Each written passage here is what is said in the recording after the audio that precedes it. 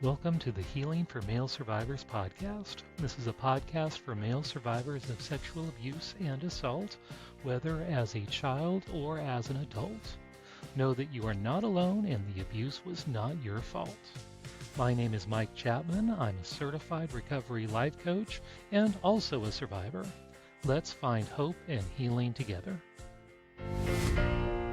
And welcome to the Healing for Male Survivors podcast. I'm your host, Mike Chapman, and today it's just me, no guest, and going to give you several updates on several different topics. So let's get started. First, I have an update on the Menendez brothers. That seems to be a constant thing we're following here on the podcast.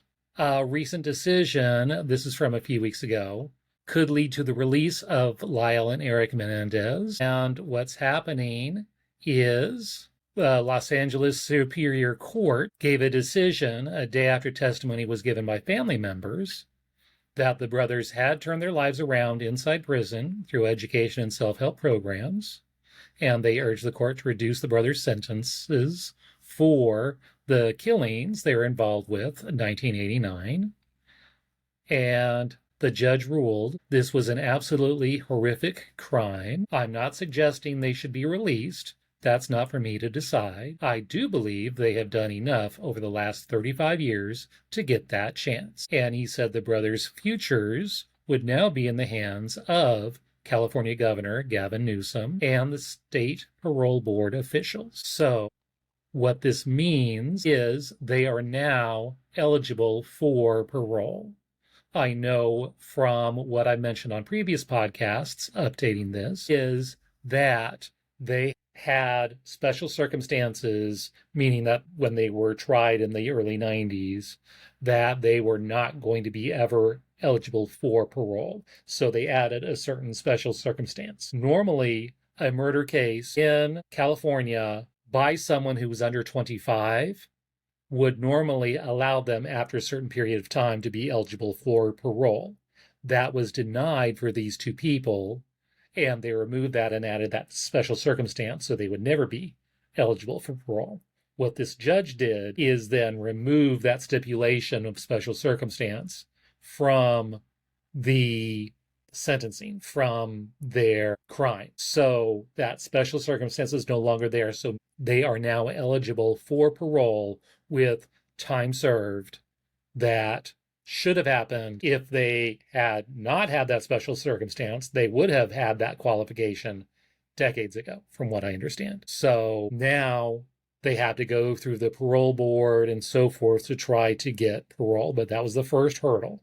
So that's huge. So hopefully with the parole board and Governor Newsom, who has been very much against these guys getting out. So we'll see what happens with the parole board. If the parole board is recommending that, yes, these guys have served their time, they are eligible to be released. If that happens, do not know. So we'll see how that plays out in future days and see what's happening. And I will have more updates as they become available. So that was the first one, and I'm thrilled. I'm so happy for them and for especially how it brings to light the concept of coercive control in these types of cases, and that murder should be considered manslaughter because they're trying to, it's really self-defense.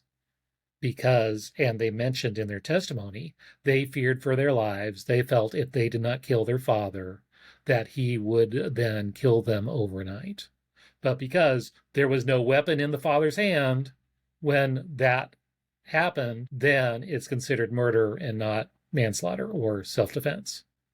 So, not a lawyer, but that's how that's played out. And again, in the late 80s, early 90s, the concept that fathers sexually abuse their male children was quite foreign because men don't tell.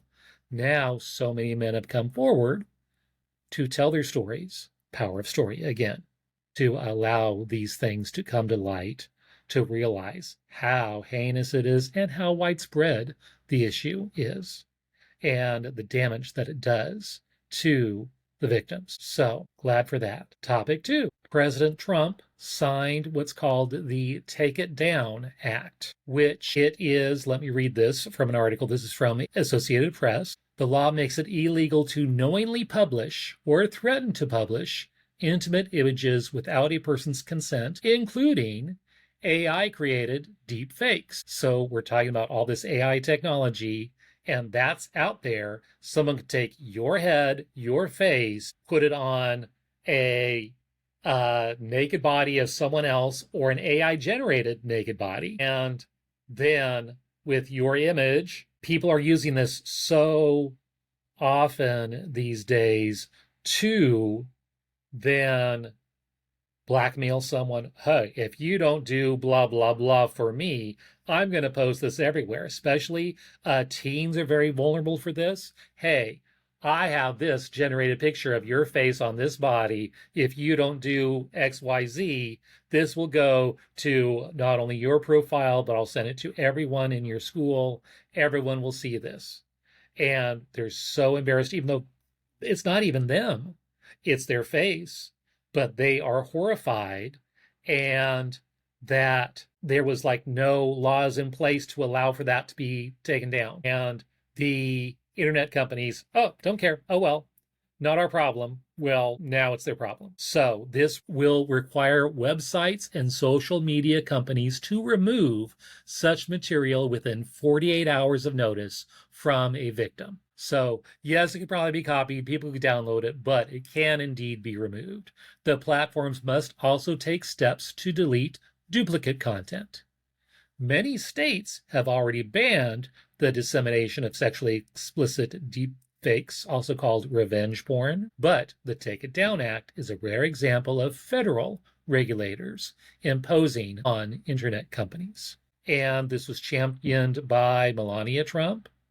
Bravo, Mrs. Trump, a first lady who lobbied Capitol Hill on this, to see how teenagers are having to go through this. She says especially girls, but they go after boys too. And that there's stories of teens killing themselves, literally taking their own lives as a result of this horrible blackmailing scheme that's out there. And it's just horrifying. Stories after stories are out there where they use that. Celebrities too have had this happen to them also, where it's so easy with the technology to just put someone's face on a naked body. And yeah, it's just horrifying. So this is now federal law, and I don't know when it becomes active, but that's good to know. So they have to take it down, which is wonderful. So thrilled.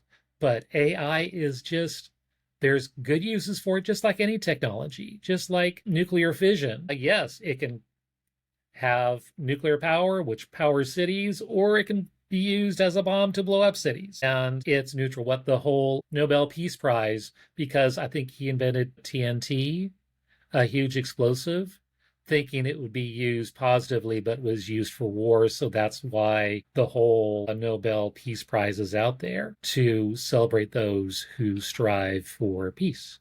So there you go. That's the updates for that. And technology can also be used for evil, as you can see. One other last update, that Michael Tait, T-A-I-T, he was a singer for both Newsboys and before that DC Talk, both Christian, contemporary Christian bands. And I guess from what I understand, about 6 months ago, he dropped out of Newsboys, saying that he had some issues he had to take care of.